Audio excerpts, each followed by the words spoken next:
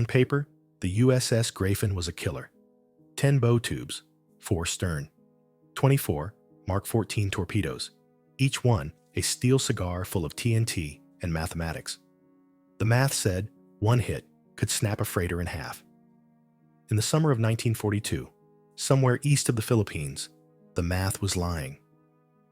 At 0312, Greyfin was exactly where the textbook said a submarine should be. Periscope depth, 200 yards off the track of a Japanese freighter convoy. Speed, 3 knots. Course, 90 degrees to the target line for a perfect crossing the T. On the TDC table, the solution looked beautiful. Range, 1,800 yards. Target speed, 9 knots. Gyro angle, 12 degrees. At the forward torpedo room hatch, Executive Officer Lieutenant Commander Jack Mercer watched sweat drip off the nose of the man on the firing key. "Easy, Chief," he said quietly. "She's not going anywhere." The chief didn't answer. His thumb rested on the brass pistol grip built into the bulkhead. In the control room, the captain murmured the words Jack had heard in his sleep since Midway. "Stand by. Tubes 1 through 4. Fire." There was no roar, just 4 soft metallic coughs as 4 Mark 14s slid out of the bow tubes into black water. Jack's hand moved on its own, starting the stopwatch hanging from his neck. He didn't look through the scope. That was the old man's job. He stared at the watch. Torpedoes did not care about courage. They cared about distance and speed. At 46 seconds, at this range, one of those steel cigars should arrive under the Japanese freighter and explode with the sound of a freight train hitting a wall of sheet metal. At 40 seconds, he felt his stomach tighten in the familiar way. At 45, the tension turned into something uglier. Hope. Hope that this time, for once, the weapon would do the thing it was designed to do. At 46, there was a dull sound through the hull. Not the crack of high explosives. A thunk. Like somebody had hit the ship with a giant mallet very far away. Then nothing. No secondaries. No rumble of plates tearing open. Just the sound of Japanese screws still turning, utterly unbothered. Jack's jaw clenched. He didn't say anything. At 50 seconds, there was another sound. This time, not even a thunk. More like a glancing slap. Tube 3's fish had hit something. It had not gone off. At 56 seconds, Tube 4's torpedo should have arrived. The water stayed black. The convoy did not zig, did not slow, did not even notice. The old man snapped the periscope down so hard the handles bit into his palms. "Damn it," he hissed. "Damn it, damn it, damn it." In the forward room, the chief looked at Jack as if he'd personally built every failed torpedo. "That's 4 more ghosts, XO," he said. "That makes, what, 19? 21, Jack said, "if you count the 2 that turned back on us." He didn't have to count. He knew the number, like he knew the number of his own fingers. 21 chances at a clean kill. 21 hits, or close enoughs. 4 good explosions. 17 duds. On the surface, that was bad luck. Underwater, it was something worse. A pattern. The Bureau of Ordnance in Washington, D.C. had a different number. Their report said Mark 14s had a 98% reliability rate in testing. Jack knew that number too. He had read it in a mimeographed memo that arrived by courier, along with a paragraph that might as well have been written in ice. Field complaints of dud performance are believed to be due to faulty firing solutions, poor maintenance, or operator error. In other words, if the torpedo didn't explode, it was your fault. Not the weapon. Not the design. Not the magnetic exploder the Bureau was so proud of. Yours. Jack folded that memo into quarters and kept it in his locker. Not because he agreed, but because he needed to look at it every time another torpedo bounced off a Japanese hull like a rubber hammer. 21 operator errors in 3 patrols. He had done the maths anyway, because that was what his brain did when something didn't make sense. Assuming Washington's beloved 98% reliability was true, the odds of seeing 17 duds in 21 tries were. He stopped when the probability dropped below 1 in several trillion. He didn't have that many fingers, or that much patience. Either the Pacific War had decided to live in a statistical miracle just to spite him, or someone in an office back home was lying. He hadn't started his career as a man who called his own Navy liars. He'd been the opposite. Uniform straight. Manuals memorized. Believer in procedures and signed off tests. "I'm an engineer," he'd once told a girl at a dance in Annapolis. "I live in a world where things either work or they don't. There's no malice in a jammed gear." In 1942, under 120 feet of Pacific water, he was starting to suspect there was plenty of malice in certain numbers. The Mark 14 had 3 ways to ruin a man's day. First, it could run too deep. The depth-setting mechanisms were tested in still water, in peacetime. In war, underway, with the boat rocking and the sea doing whatever it liked, the torpedoes seemed to love cruising a good 10 feet below whatever the dial said. You could aim for a freighter's belly and instead tickle its keel. Second, the contact pistol in the nose might decide that hitting a ship at 90 degrees didn't count. It was designed in an office, on a bench, where test heads hit plates in a neat, controlled way. Up here, in real water, at battle speeds and weird angles, it seemed that a perfect textbook shot, dead on, square to the hull, shocked the delicate firing pin so hard it jammed instead of firing. They'd seen that on Greyfin twice. 2 beautiful track angles, 2 white wakes, 2 perfect impacts amidships that produced nothing but sickening metallic thuds and Japanese sailors who never even looked up from their cigarettes. Third, the magnetic exploder. Washington's pride, a clever device that was supposed to sense the steel bulk overhead and detonate under the keel without ever touching it. In the North Atlantic, in calm test ranges, it was a miracle. In the Pacific, near the equator, under different water conditions and a different patch of Earth's magnetic field, it was a coin toss. Sometimes it went off early, sometimes late, sometimes not at all.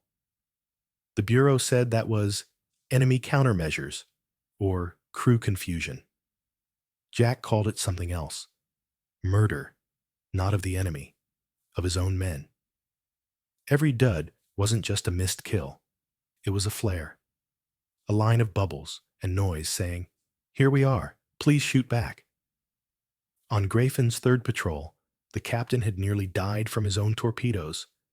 Not because of enemy action, because one fish had taken a lazy, drunken turn right after launch and tried to come home. Jack had watched the white wake swinging toward them through the periscope and had heard himself shout, "Emergency dive," before he realized he was speaking. They'd taken the boat down at a 25-degree angle, everything loose crashing forward. Men went down like bowling pins. Someone broke a wrist. Someone else broke their front teeth on a valve wheel. The rogue torpedo had passed 2 meters over the diving sub and gone on to explode harmlessly, now that it finally wanted to, somewhere out in empty water. The Bureau had an answer for that, too. Improper maintenance of gyro settings. Jack had been in the forward room that morning. He'd watched the chief arm the fish, watched the numbers set, felt the careful, almost religious way the men checked each step of the procedure. There was no improper maintenance. There was a weapon that did whatever it pleased and then blamed its operator. That night, after the freighter convoy sailed away untouched, the mood on Greyfin was not what Hollywood would have filmed. No hot-headed rage, no dramatic vows of vengeance. Just a slow, steady leak of something a submarine needed more than air. Belief. Belief that if they risked their necks to get into position, the torpedoes would do their part. The crew had stopped saying, "We missed," after the 10th good run. They said, "It missed now," and everyone knew what it meant. In the wardroom, over thin coffee and thinner smiles, the captain slammed his fist into the table so hard the cups jumped. "I will not send a contact report that says 4 misses again," he said. "We did not miss. We hit. Our weapons failed." Jack stared at the bulkhead. Somewhere behind it, 20 more Mark 14s lay in their tubes and racks, sleek and perfect and full of doubt. "Sir," he said carefully, "if we send that, Buord will just send us another memo about operator error." "To hell with Buord," the captain snapped. "I want somebody on record saying this is nonsense." Jack thought of the mimeographed sheet in his locker. He thought of the long chain between a submarine in the Pacific and some walnut desk in Washington, where a man with tidy hands signed off on torpedo performance. "Sir," he said again, slower now, choosing each word, "if they won't believe our patrol reports, we need something they can't argue with. Something that makes their test numbers look like a bad joke." The captain looked at him. "Such as?" Jack met his eye. "Such as a live shot against something that can't sink," he said, "at a range where even a clerk in D.C. can't blame the angle. We take a torpedo, we hit a cliff, or a reef, or a harbor wall with it. We film it, we log it, and when it goes thunk instead of boom, we send the evidence with the next courier bag." There was a moment of stunned silence. Then the navigator said, "That's insane." Jack nodded. "Yes," he said, "but so is taking $1 billion worth of submarines into combat with fireworks in their tubes." The captain rubbed his temples. "Orders say we are not to conduct live fire tests within sight of land," he said. "Risk of compromised war shot, enemy salvage, revealing our position. Pick your paragraph." "Orders also say we are to sink enemy shipping," Jack said. "Right now, one of those orders is getting men killed for nothing. The other is being obeyed by paper." He leaned forward. "We're not going to fix the war from this wardroom, sir, but we might be able to fix the one thing between us and actually fighting it." The captain looked older than his 37 years in that moment. He'd been a believer too once. He'd trusted the Bureau, the manuals, the tests. Now he had to choose between obedience to a memo and obedience to reality. "If Buord finds out we've been shooting live fish at rocks for fun," he said slowly, "they'll hang me from the periscope." Jack shrugged. "Only if somebody tells them," he said. "And only if the fish don't make their point first." The wardroom went very quiet. Outside, the Pacific slid past, black and indifferent. Inside, in the humming metal tube that was supposed to be a weapon, one man had just crossed a line he couldn't uncross. Up to now, he'd complained about torpedoes. From this moment on, he was going to test them. Not in a report, not in a tank. Against rock. If the torpedoes worked, he'd be a fool. If they didn't, then the next thing to break wouldn't be a ship. It would be the Bureau's beautiful, lying 98%. They found their rock at dawn. A nameless cliff on a nameless stretch of island, 50 miles from anything that could spell court-martial. Sheer basalt, dropping straight into 60 feet of water. No beaches, no fishing boats, no villagers, just stone. If a torpedo hit that and didn't explode, there would be nowhere for the Bureau to hide. At 0522, the USS Greyfin lay at periscope depth, 2 cables off the cliff. Range, 400 yards. Bearing, dead ahead. Target speed, 0. You could not ask for a kinder target. Jack Mercer stood in the control room, one hand on the chart table, the other on the stopwatch around his neck. He felt like he was about to hit his own Navy with a hammer. XO, the captain said quietly. Last chance to call this off. Jack looked at the periscope view. A wall of rock filled the lens. It didn't zig. It didn't zag. It didn't have anti-submarine patrols or zigzag plans or luck. If the torpedo failed here, it was not the ocean's fault. Depth 4 feet, Jack said. Magnetic exploder on. Straight run. Textbook perfect. If they want to blame the angle after this, they can blame God. The captain stared at him for a long second. Then he nodded. Very well, he said. Make ready. Tube 1. In the forward room, the chief's voice came back, tight and formal. Tube 1, ready, sir? The captain put his mouth to the intercom. This is the captain, he said softly. This shot is off the books. You did not fire it. You did not hear it. If anyone asks, we spent the morning admiring the scenery. A faint chuckle rippled through the boat. It died quickly. Jack glanced at the depth gauge. Periscope depth, steady. He met the captain's eye. Recommend firing, sir. The captain took a breath that sounded more like a sigh. Fire 1, he said. There was the familiar soft cough, a shudder through the hull. The Mark 14 left the tube and knifed toward the rock. Jack's thumb hit the stopwatch. 400 yards, speed 46 knots, 21 seconds to truth. He watched through the scope this time. He needed to see it with his own eyes. The white wake ran arrow straight across flat water. No weave, no drunken curve. At 15 seconds, he could make out the torpedo's nose. A tiny, knife-like disturbance under the surface, racing toward the black stone. At 20, the wake touched the cliff. At 21, the Mark 14 slammed nose first into solid rock. The sound came through the hull a fraction of a second later. Not a detonation. A colossal, hollow clang, like a giant had hit the island with an iron bar. The torpedo ricocheted.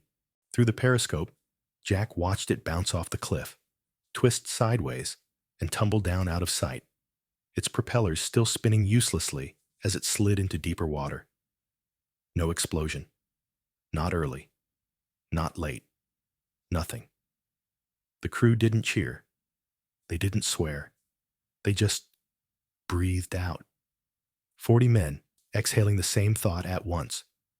We're not crazy. Log it, the captain said hoarsely. Time, range, settings, everything. I want that down to the inch. Already on it, Jack said, forcing his voice to stay steady. His hand left sweaty fingerprints on the chart pencil. On the paper, the numbers looked almost obscene in their precision. 0524. Range 400 YDs. Depth set 4F target. Stationary cliff. Rock. Detonation? None. Audible impact only. Torpedo observed to strike nose on and ricochet. He didn't write what he was thinking. Perfect hit. 0 effect. Your 98% just hit a mountain and bounced. One test could still be an anomaly. Washington loved that word. Jack wanted plural. Second shot, he said. Change one variable. Which? The captain asked. The one they're most proud of, Jack said. Turn the magnetic exploder off. They repeated the dance. Back off. Come around. Set up the same perfect geometry. Tube 2 slid out, leaving a rush of water and a silence that felt like someone holding their breath.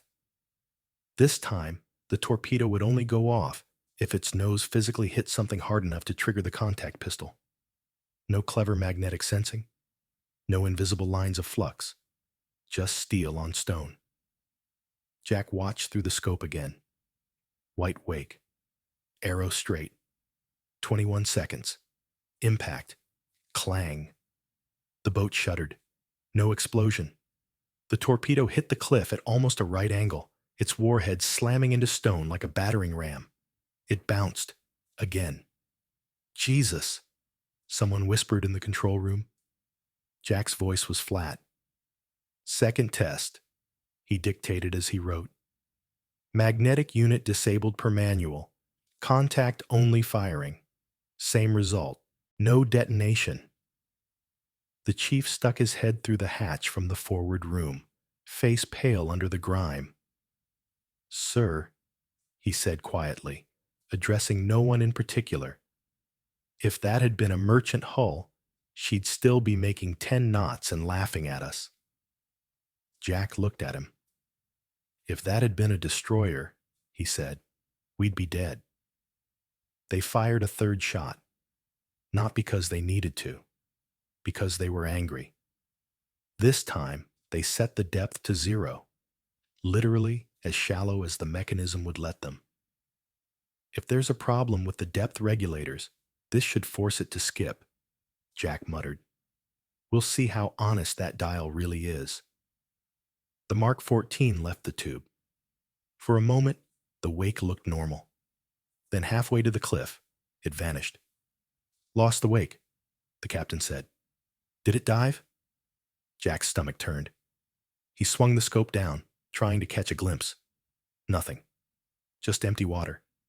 The torpedo had simply gone under. No impact. No roar.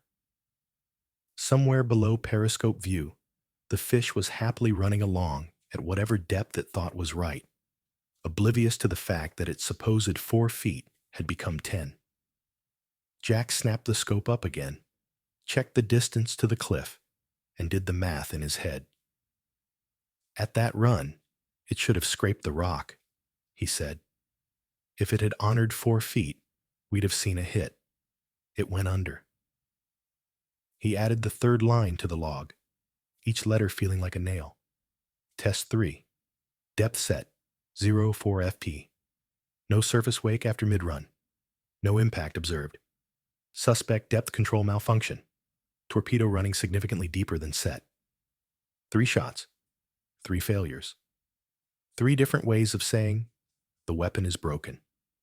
The law of the sea said you didn't fire live torpedoes near land unless you wanted a court-martial.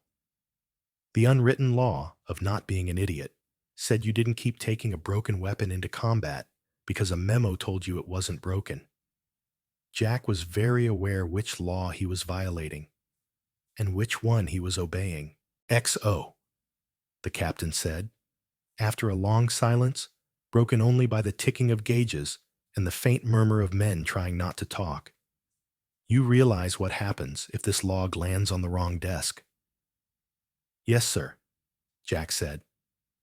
They'll say we endangered the boat, violated test protocols, wasted war shots. The captain gave a humorless smile.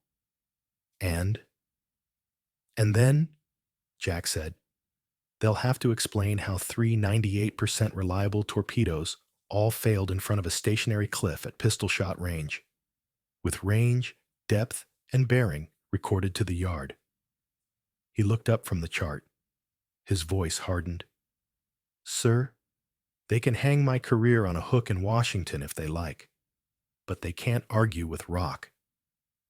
Admiral Charles, Uncle Charlie. Lockwood did not look like a man who enjoyed being lied to. By the time Greyfin's patrol report landed on his desk at Pearl Harbor, he had already read half a dozen others that made him grind his teeth. Tinosa, Tautog, Gudgeon, different skippers, different seas, same story. Closed to ideal range, fired full spread, multiple solid hits observed, targets escaped, suspect torpedo malfunctions. The Bureau of Ordnance's replies, sent with smooth, patient condescension from 3,000 miles away. all said the same thing too. Recommend review of fire control procedures. Suggest more rigorous maintenance of torpedo equipment. Tests continue to show no defect in weapon. In other words, you people are using our perfect toys wrong. Lockwood had commanded submarines his entire adult life. He had ridden them, smelled them, nearly died in them, long before most of the clerks in Boord had ever seen the Pacific. Now, his boats were coming back with empty racks and no sinkings. Men were taking insane risks, closing to point-blank range in shallow water, and coming home with stories about torpedoes that bounced, dived, or circled. And Washington was telling him the problem was attitude. He read Greyfin's report twice. He read the appended, unauthorized test summary a third time. His jaw tightened at every precise, infuriating line. Range 400 yards. Depth set 4 feet. Impact observed, no detonation. He could almost hear Jack Mercer's voice under the dry phrasing. Here are your numbers. Choke on them. Lockwood pushed his chair back so hard it bumped the wall. Get me Boord on the line, he snapped. The argument did not go well. Admiral Lockwood, the voice from Washington said smoothly, we have full confidence in the Mark 14. Our test beds. Your test beds are liars, Lockwood cut in. Or your people are. My boats are bouncing fish off freighter hulls like rubber boots. Greyfin just hit a cliff with 3 war shots and got nothing but dents. That so-called test was a clear violation of... That test, Lockwood said, is the only honest thing I've seen about this torpedo in a year. You can quote me on that. There was a pause. Anecdotal field reports are subject to evidence, Lockwood said. They're subject to evidence, which you now have, in triplicate. So here is what is going to happen, Captain. He didn't raise his voice. He became quieter, more dangerous. My boats will, from this moment, disable the magnetic exploders on all Mark 14 torpedoes under my command. They will set their depths shallower than your tables say. They will test contact shots here, under my authority. Until I am satisfied, the contact pistols will go off at less than 90 degrees. You may criticize that decision in as many memos as you like, but you will not stop it. Because I am done burying men for the sake of your paperwork. Admiral, you do not have the authority to unilaterally modify. I have the authority to fight this war, Lockwood said. If you want to test jurisdiction, come to Pearl and explain to the widows why their husbands died launching torpedoes that were never allowed to hit anything in peacetime. Until then, you can keep your test tanks. He hung up. Then he sent a message to every sub in his command. It was short. It did not mince words. Effective immediately. Disable magnetic firing devices on all Mark 14 torpedoes. Confidence in contact. Pistol limited. Expect further modification. Command will accept responsibility. Fight the enemy, not the torpedo. When the radio men finished copying it, they stared at the text for an extra second. It wasn't just an order. It was an admission. Somebody at the top was saying, "You were right. The fish are wrong." On her next patrol, Greyfin fired 4 torpedoes at a Japanese freighter in a narrow channel. Depth set shallow. Magnetic exploders physically safed. Little pieces of hardware removed and stowed in a locker like amputated pride. Contact only. Jack stood behind the captain as the wakes ran out. 46 seconds. This time, when the torpedoes reached their marks, the boat did not hear hollow thumps. It heard 4 overlapping cracks that kicked the hull like mule kicks. Through the periscope, Jack watched the freighter's belly heave upward, then tear open as the Mark 14s finally did the thing they'd been bragged about in brochures. The ship broke in half. No theories, no memos, just a column of black water and steam punching into the sky. Men in the control room grinned with their teeth bared like animals. Someone whispered, "About bloody time." Later, in the patrol report, the captain wrote the sinking up in the usual dry style. Tonnage, position, number of torpedoes fired. Jack added one more line in his own notes. Not meant for Buord, not meant for any official file. Same fish, different rules. 4 hits, 4 explosions, 98% my backside. Across the Pacific, as more skippers followed Lockwood's unauthorized practices, the numbers shifted. Submarines that had been called unlucky suddenly started racking up kills. Boats written off as timid returned with empty racks and full victory boards. The kill rate didn't creep up. It jumped. If you plotted it on a graph, there was a clear kink. Before the rock tests, after. Before, you had patrol reports full of solid hits, no observed damage. After, you had tankers and carriers and freighters torn open by weapons that finally matched their own advertising. Buord eventually came around. They ran their own, more rigorous tests. They discovered depth control flaws. They acknowledged issues with the contact pistol. They redesigned parts. They wrote careful letters that never quite used the word sorry. None of that changed what had happened in the control room of the USS Greyfin on a quiet morning off a nameless rock, when an XO with a stopwatch and a bad feeling turned his torpedoes on stone and made the beautiful 98% shatter. Jack Mercer didn't get a medal for it. Officially, he hadn't done anything but participate in routine patrol actions. Unofficially, among the men who took submarines into shallow water with destroyers overhead, his name traveled farther than he ever did. They told the story in different ways. Some said he'd snapped and fired a torpedo at a cliff out of sheer frustration. Others said the captain had ordered it and Jack had just done the sums. The details blurred. What stayed was the idea. If the war gives you a weapon that lies to you, test it on something that can't. And if the test breaks the numbers the rear admirals love, believe the rock, not the report. Years later, historians and staff officers would summarize the whole mess in one polite sentence in one thick book.